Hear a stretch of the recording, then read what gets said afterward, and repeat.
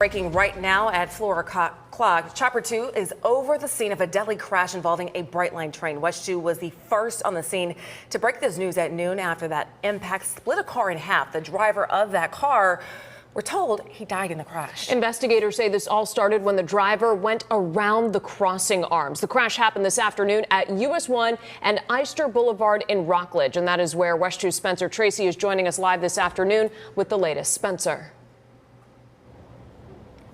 Michelle, in the last half hour, we saw a tow truck actually take multiple pieces of that mangled car. Now, where that crash happened was right here behind me. And just to give you a perspective, that car and that train ended up about 3 football fields away. You can still see that train out here.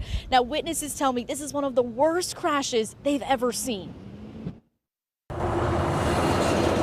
A split-second decision leads to tragedy and a fireball on the tracks. Heard a loud explosion, seen a big cloud of black smoke, and then we seen the train pound into a stop and realized it was a car. Brevard County Fire Rescue tells me a fire truck was actually in front of the sedan that was struck.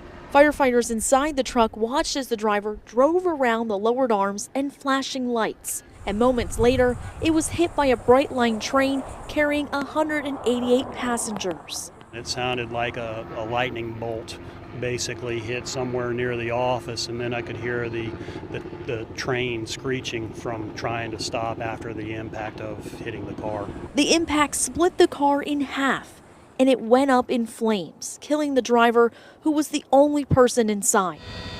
Chopper 2 shows the intense damage, debris scattered along the tracks, and multiple law enforcement agencies blocking off the area. And that's one of the worst I've ever seen, and it made the whole house shake. Brightline trains have been involved in deadly crashes before. Witnesses say this intersection along US 1 and Eyster Boulevard have seen its share of crashes.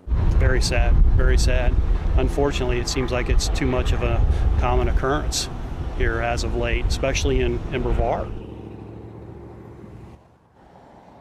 Now, officials tell me that Brightline train was headed to Miami. Luckily, none of the passengers on it were injured. As for the driver, we're still waiting to get more information. But like I said, that train is still out here, and we know law enforcement are out here as well. Once we get more, we'll update you on air and online. I'm covering Brevard County live in Rockledge. Spencer Tracy, West 2 News. And this is not the first case of a Brightline train crashing into a car in Brevard County. Back in February, the sheriff's office says a car ran into the side of a train at Jordan Boulevard and US 1 in Malabar. The driver suffered only minor injuries. And you might remember in January of last year, 2 separate cases at the same intersection. This was on W.H. Jackson Street near US 1. A total of 3 people were killed there. Many of these cases have involved cars trying to beat the train. But once those crossing arms are down, you have to stop, even if you don't see a train coming. Those Brightline trains can reach speeds of up to 125 miles per hour.